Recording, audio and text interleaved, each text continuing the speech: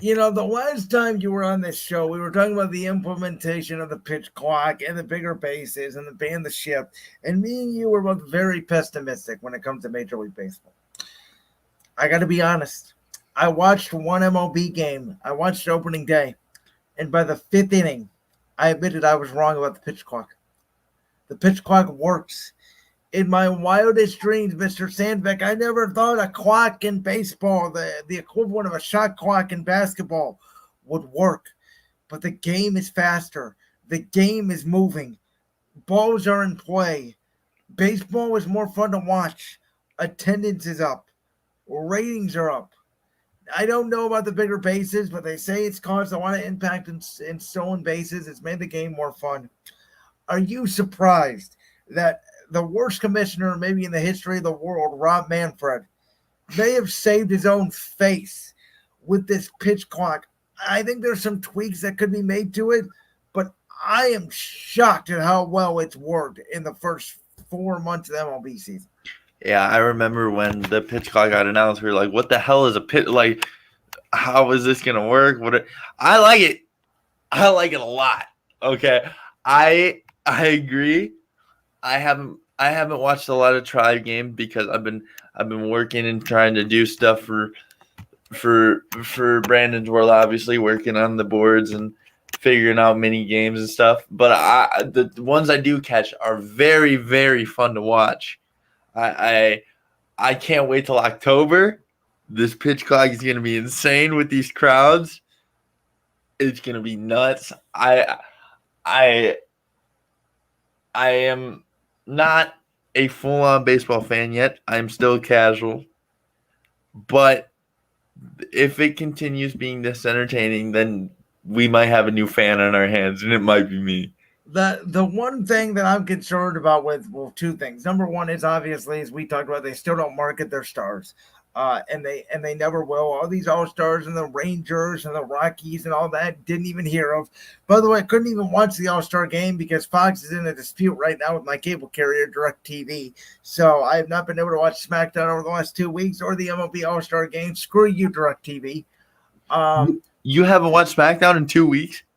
I've seen clips. I haven't watched the whole show. No. Ooh, you missed out on a good promo. I've seen clips of the Bloodline. I saw the LA Night clips. I've been trying to catch up here and there, but DirecTV screwed me over. Anyway, my one concern about this clock is, and I'll get to the changes I would make in a second, but if it's a World Series game and there's bases loaded with 2 outs and it's a 3-2 count and the batter does not get in the box in time or the pitcher does not start his windup in time and they call it, and that's how we decide the World Series. I'm very interested because they have been very strict about if you're not in the box in 8 seconds, if you're a hitter, it's a strike. If you don't start your windup within 1 second, it's a ball. I'm very curious if they're a little bit more lenient to it when it's the drama, the stare down, the 3-2 count in a big playoff game.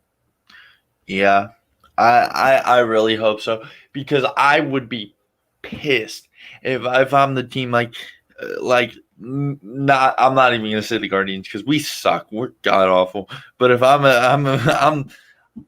the Yankees and I'm in the World Series, it's Game 7, 3-2. Pitcher on the mound winds up not in time, and they call it game over. I would be pissed if that's how I lose. If that's what my legacy is, the guy who couldn't wind up or couldn't step in a box fast enough and lost the World Series, that I would be livid.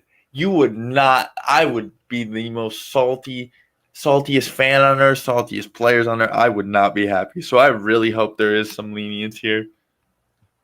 Now, the one change I'd actually make 2 changes. The first one would be, I think 15 seconds without a runner on base is a little too short sometimes. I'd put it at 20 for everybody, not on base or on base. I think 20 seconds, the perfect amount of time.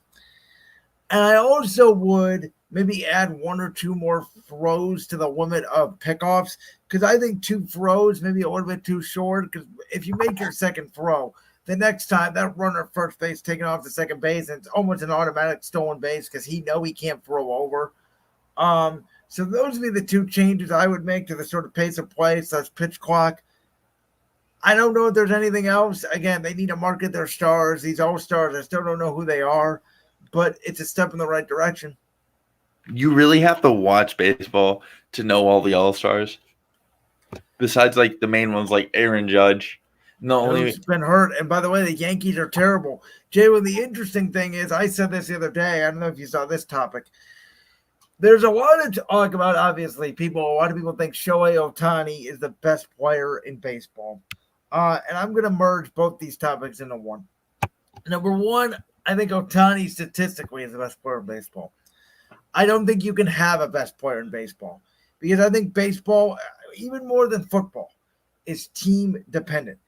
If Ohtani goes, I use this example, if he goes 10 for 10, that's great. If the rest of the lineup goes 0 for 50, you're not scoring runs. So there's that. The other thing I think is there's all this talk about payroll in baseball. If you spend more money, you're going to win. That's not true. Cubs are the 8th most payroll. They stink. Cardinals are the 9th most payroll. They stink. Reds are the 5th least payroll. They're leading their division. How many years are the Rays and Guardians have the least amount of payroll? They make the playoffs, or they've even made the World Series. So I don't know, man. Like, I don't think there's a best player in baseball. I don't think you can figure out that situation. And I think the fact that payroll is the metric of how good your team is completely false. Yeah, I had to write an essay on that, on why the payroll, like why sports should have a payroll for school. And I just lied my ass off. I ain't gonna lie. I just chose a topic to get it over with. I know it's not true. If you cough up the most money, you're not bound to win. It doesn't matter. It matters about the skills. But I do think Shohei Ohtani is probably the best player in baseball right now. I think there can be a best player in baseball, and I think it's Ohtani right now, statistically. Can I, again, statistically, but how can you tell when, every year they have Ohtani and Trout, who are supposedly the two best players in baseball, and they don't even make the playoffs? Mike Trout's never seen a playoff game. Yeah, and that's different from most sports because the best player in football usually makes playoffs, and the best player in basketball usually makes playoffs. But I don't know how to even argue this because, again, they don't market their stars, so it's kind of hard to argue with anybody else because you only know, if you're not watching on a night-to-night basis, you only know what 20 to 30 players maybe. If you're not paying attention, Bryce Harper, Aaron Judge, Ohtani, just because their names are in the new My biggest example is the year Bryce Harper left the Nationals, they won the World Series. Yeah. Yeah, this baseball's going directly downhill. And Alex Rodriguez had said if the Angels trade Ohtani and Mike Trout, they'd win the World Series in 5 years. Probably. He's probably not wrong. So again, statistically, Ohtani's the best player in baseball, but baseball, look at our guy, Jose Ramirez. A lot of people think he's the best third baseman in baseball. He's certainly close to it. From what I remember, he wasn't even that good or barely played in our 2016 World Series team. We haven't been back since. Yeah, he did not. I think he played. He was hurt, right? Yeah, he was hurt. Damn those Cubs. Giving me PTSD. Still, I think the best baseball game of all time, Game 7, 2016. You cannot change my mind. The Cubs. I would give anything to go back and. Speaking of our Cleveland team, they were once known as the Indians. Now they're known as the Guardians. I don't know how you solve this team this year. I don't. I think you just stay pat. I'm not in favor of trading Shane Bieber. I think when you have all those young arms in the rotation, you need a veteran. If they were a little bit older, like maybe next year, I would trade Bieber. Don't think now is the right time. Can't really make many moves to improve your lineup. I think this team's like a 500 team. It's what I predicted going into the year. I think that's what they're going to be. They'll fight with Minnesota till the very end. If they make the playoffs, great. If they don't, great. It's kind of one of those years where you're just stuck in purgatory.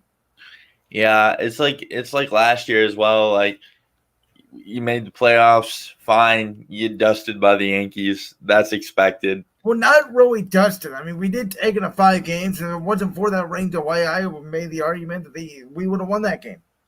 I agree. But, like, maybe you get lucky. Maybe you make the playoffs, win a series or two. We're kind of like, who's a team right now that's, like, in the NBA we're kind of like that Sacramento team. Okay. Where, like, we can make it out of the first round, but then, like, the second round comes, we're screwed. You can make an argument like the Cavs. Yeah, we're exactly like the Cavs. That's perfect. We are the Cavs because we can make it out of the first round. We haven't done it. The Cavs haven't done it yet. Damn you, Isaac Okoro. And by the way, I'm not in favor of firing Francona either. He's the GOAT manager for a reason. And you know what, Jay, when I've said this too about baseball, have you noticed there's 2 different types of baseball fans? There's one set of fans that I'm not in, which are completely analytical fans. They look at analytics, they look at numbers, the launch angle, yada, yada, yada. They're all about it. Then there are the fans like me that are launch angle. What the hell? Who cares? Get on base. There's 2 completely different mindsets when it comes to baseball. And baseball is the one sport. The pitch clock has changed this now, obviously, but it's the one sport where really the fundamentals have not changed. You need great pitching. You need some power hitting, but you don't need an all-power lineup. You need speed. You need contact. You need power. You need fundamental, good, timely hitting. In baseball, like, in basketball, like we talked about the Cavs, you really need wings. In football, you need an offensive line. You need a quarterback. You need a receiver. In baseball, you really need like good defense everywhere, but your offense could come from your left fielder. It could come from your catcher. It could come from your third baseman. Like, it doesn't matter what position it comes from as long as it's coming from somewhere. See, that's what made that 2016 Indians so great, is because we had great pitching. Corey Kluber was on fire. This man had the hot glove.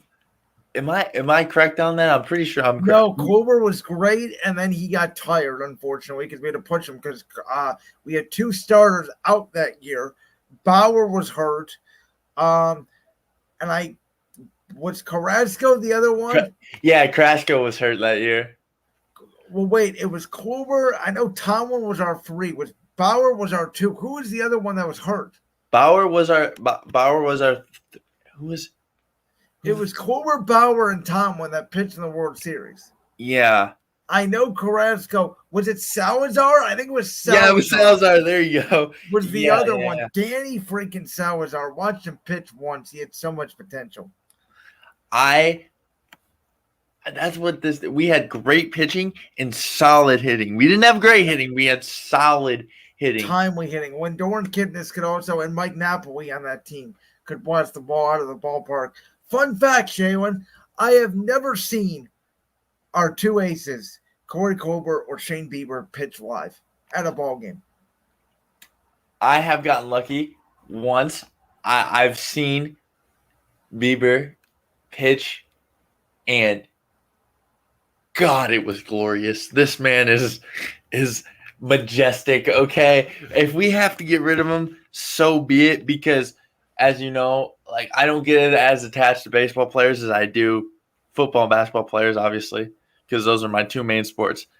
But God, this man was beautiful. The way he wound up, it was perfect.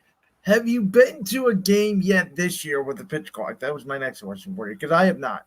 No, but I'm scheduled to go soon. I was supposed to go on the 3rd, but we were like, damn, it's the day before the 4th. It's probably going to be busy. So we were like, let's go. It was the sold-out game. Yeah, it was sold out. It would have been fun to go to, but, oh, man. But me and all my buddies are planning to go to a game soon. I'm excited. I'm excited to watch this team. I'm excited to scream Jose. Because I have talked to people that have been at the ballpark, Jalen, and they told me the game experience is completely different. Before when you wind up taking a hot dog during the game, you may miss a half an inning at that. They told me now, if you leave your seat during the game, you're missing at least an inning, if not two. Yeah. Have you seen there's